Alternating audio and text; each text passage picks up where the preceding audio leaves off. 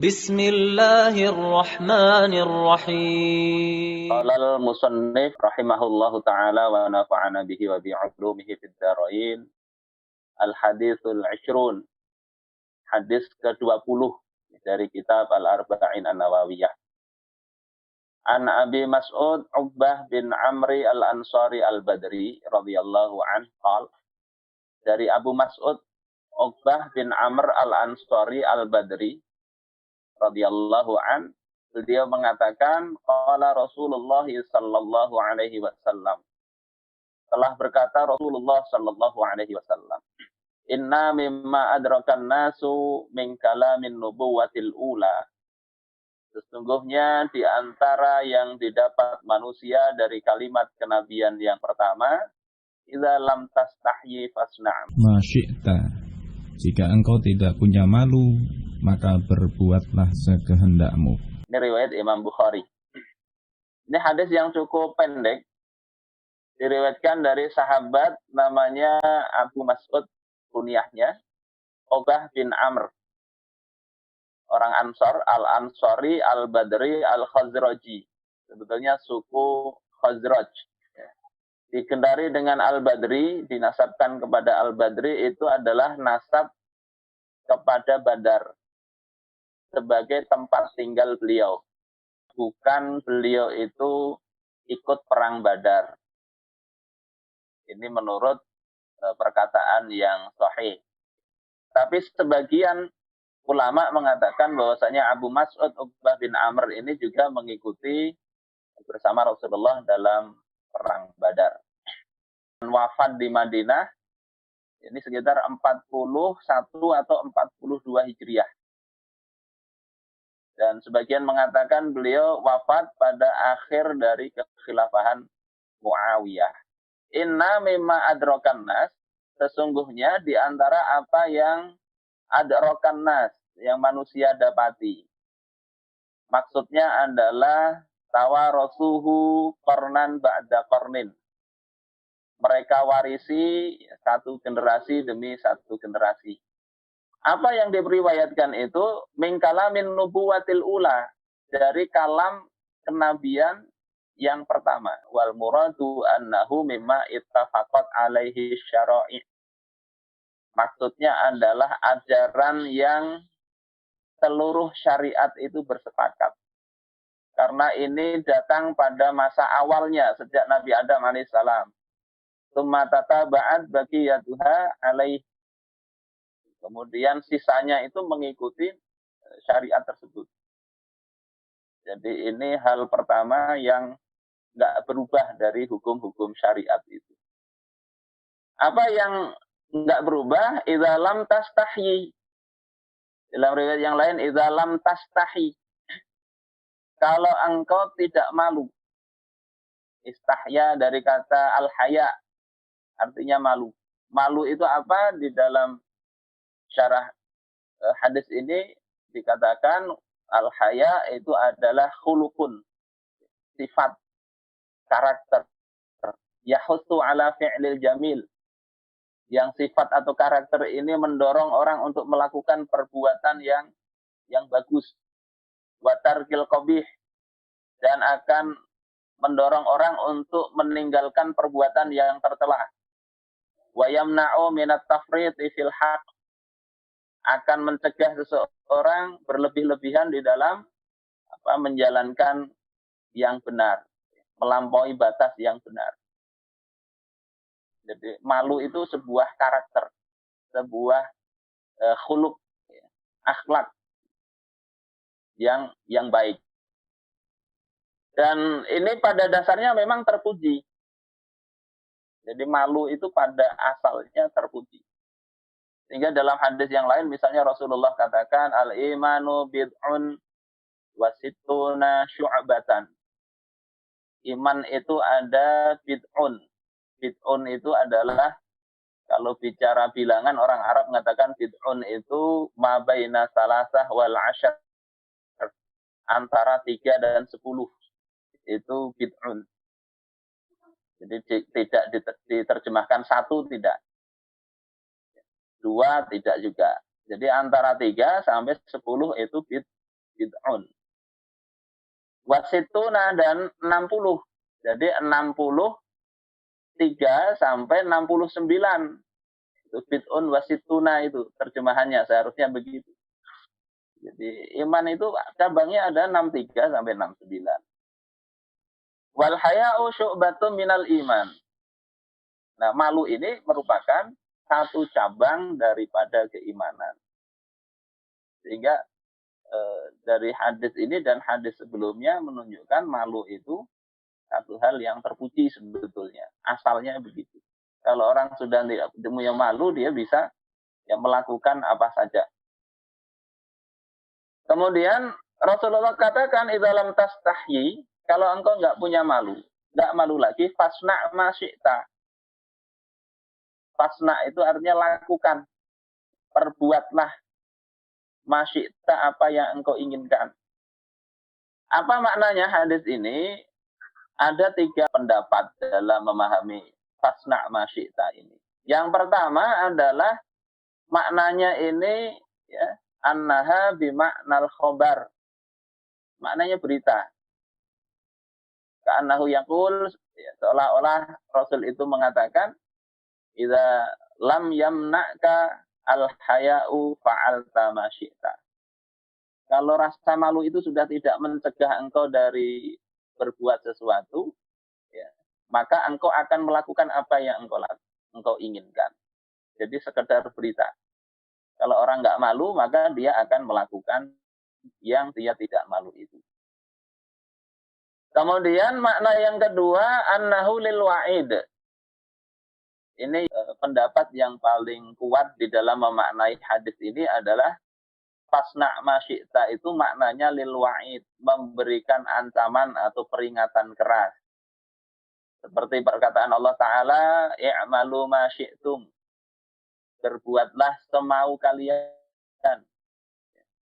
Jadi berbuat semau kalian itu bukan menyuruh, berarti boleh dong berbuat maksiat. Bukan, itu al-wa'id, sebuah ancaman. Seperti misalnya orang tua, ya, anak-anak di rumah sudah bertengkar, berkelahi, kemudian diberi peringatan tidak mau. Kemudian orang tuanya bilang, ya sudah sana, masing-masing ambil pedang sana untuk berkelahi. Maka itu bukan diartikan menyuruh betul-betul ketimpasan atau berkelahi pakai senjata tajam. Tapi itu menunjukkan ancaman.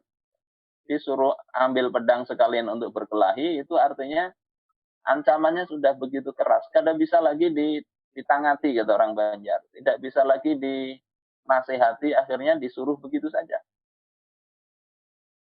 Misalnya orang naik ke pohon, anak-anak ya, disuruh turun nggak mau, akhirnya disuruh orang tuanya sekalian naik itu sampai ke pucuk, sampai ke pucuk pohon. Itu lil wa'id atau lit tahdid. Nah, hadis ini sebagian ulama mengatakan memang maksudnya itu adalah lil wa'id atau lit tahdid, untuk memberikan peringatan keras. Kalau nggak punya malu, lakukan semau. Bagaimana beberapa dokter dulu ya, ketika usulnya misalnya suruh lockdown nggak ada mau, akhirnya muncul ya, Indonesia terserah.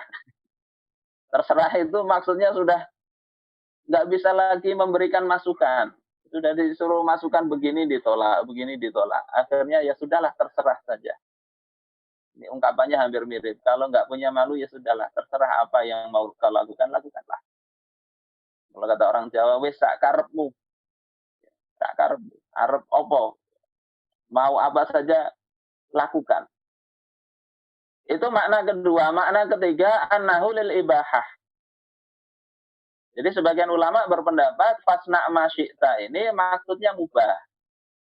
Maknanya apa? Undur alal fi'lil ladzi turidu an taf'alahu. Ya, ini maksudnya perhatikan perbuatan yang mau engkau lakukan. Fa in kana mimma la yastahyi minhu faf'alhu wa illa fala. Kalau perbuatan itu kira-kira kau pikirkan nggak bikin malu, lakukan. Tapi kalau kira-kira nanti ketahuan orang bikin malu, jangan lakukan. Hakikat malu itu seperti apa? Itu diriwayatkan oleh Imam At-Tirmidzi di dalam hadis beliau. Rasulullah mengatakan istahyu minallahi haqqal haya. Malulah kalian kepada Allah dengan sebenar-benar malu. Maka sahabat mengatakan, ya Rasulullah, inna nastahyi walhamdulillah. Wahai Rasulullah, kami ini sudah malu kepada Allah. Alhamdulillah. Lalu Rasulullah katakan, laisa dzaka. Tidak demikian maksudnya itu. Yakni malu yang sebenarnya itu bukan sekedar malu karena gharizah, karena naluri. Tapi malu itu ada dua. Pertama memang naluriyah malu. Yang kedua ada malu yang perlu usaha. Perlu kasab. Perlu upaya agar kita itu ada rasa malu. Maka Rasulullah katakan, walakinnal istihya'a minallahi haqqal haya. Tetapi yang namanya malu kepada Allah dengan sebenar-benarnya malu itu, antah fadhar ra'sa wa ma wa'a. Bahwasanya kalian, engkau ini menjaga kepala dan apa yang dikandung oleh kepala itu. Maksudnya apa? Kepala itu jangan dipakai sujud kepada selain Allah Ta'ala. Jangan digunakan untuk apa? Selain ketaatan kepada Allah Ta'ala. Wa mawa'a, apa yang dikandung kepala termasuk mata, telinga, ya, hidung, mulut, itu ada di kepala dijaga. Untuk apa yang melakukan yang diridhai Allah Ta'ala, jauhkan dari yang dimurkai Allah. Itu antah fadhar ra'sa wa ma wa'a. Wal batna wa ma hawa. Menjaga perut dan apa yang dikandung atau terkait dengan perut itu. Matta shola ijtima'uhu bihi minal farji wal rijlain wal yadain wal qalb. Jadi menjaga perut dan yang terkait dengannya, yakni termasuk di situ adalah farju, kemaluan. Kemudian kedua kaki, kedua tangan, dan juga hati. Karena itu anggota yang terkait dengan perut. Ini kata Rasulullah Shallallahu Alaihi Wasallam ketika beliau mengatakan malu yang sebenarnya itu adalah malu dengan cara menjaga anggota badan dari apa yang dimurkai Allah Ta'ala. Menggunakannya untuk semata-mata keridhaan Allah Ta'ala. Kemudian malu itu ada yang tercela. Walaupun kata para ulama tadi di awal itu malu pada dasarnya adalah terpuji. Ada malu yang tercela. Di dalam Tuhfatur Rabbaniyah dikatakan, amma ma yansha'u anhul ikhlal bil haq falaisa huwa haya'un syar'iyyan. Rasa malu yang itu muncul karena apa? Ingin mengosongkan atau menghilangkan kebenaran. Maka itu bukanlah malu yang baik secara syar'i. Bal huwa khawarun wa dha'fun. Tetapi itu merupakan sifat kepengecutan dan sifat lemah. Disuruh berjudi atau mabuk, kemudian mau tobat. Ketemu kawannya, malu, tobat, malu. Kebiasaannya minum jadi enggak. Atau malu bertanya, padahal tidak tahu. Itu termasuk malu yang tercela. Ada sahabat namanya Ummu Sulaim bertanya tentang apa mimpi. Apakah wanita itu wajib mandi kalau mimpi basah? Jadi ini pertanyaan yang bagi sebagian masyarakat malu. Ada sahabat itu berdebat. Mohon maaf, kadang kita membahas begini juga malu. Jadi ada Abu Sa'id Al-Khudri, ada Abu Musa Al-Asy'ari berdebat tentang berhubungan suami istri. Kalau tidak keluar sperma, itu apakah wajib mandi atau tidak? Sebagian itu katakan wajib mandi, sebagian enggak. Akhirnya Abu Musa Al-Asy'ari mendatangi Ummul Mukminin, Siti Aisyah radhiyallahu anha. Kemudian menanyakan, aku sebetulnya mau bertanya tapi malu. Malu tapi tetap bertanya. Yakni ya, pertanyaan tadi. Maka jawab Aisyah, iya, kalau dua khitan itu telah bertemu, maka wajib mandi. Walaupun sekedar bertemu, ya, tanpa penghalang. Fa'altuhu ana wa Rasulullah faktasalna. Aku melakukannya bersama Rasulullah dan kami mandi. Jadi ini jawabannya tidak tanggung-tanggung, hal-hal yang mungkin kalau kita bahas itu akan buat malu tetap ditanyakan. Ketika memang itu perkara yang perlu diketahui oleh masyarakat, maka tidak boleh kita itu malu untuk menyampaikannya. Termasuk di dalam hal ini adalah kata Ibnu Hajar Al-Haytami, kal haya'i al-mani minal amri bil ma'ruf wan nahyi 'anil munkar. Malu yang menghalangi orang melakukan amar ma'ruf nahi munkar. Ada orang disuruh nyanyi biasa aja. Disuruh ngaji malu dia. Suruh ngajak main bola, biasa aja ngajak orang main bola. Tapi ngajak orang sudah azan, ayo kita sholat, malu dia. Nah ini malu yang nggak baik. Ada orang bisnis mau rugi, dia tangati, dia beri informasi bisnis itu bisa rugi. Tapi melakukan perbuatan tercela, orang itu kemudian bakalan menjerumuskan dia kelak ya ke dalam neraka. Kita kemudian merasa malu untuk memberikan perhatian. Kata Ibnu Hajar, wa hadza fa inna hadza jubnun. Ini jubun. Sifat pengecut. La haya, bukan malu.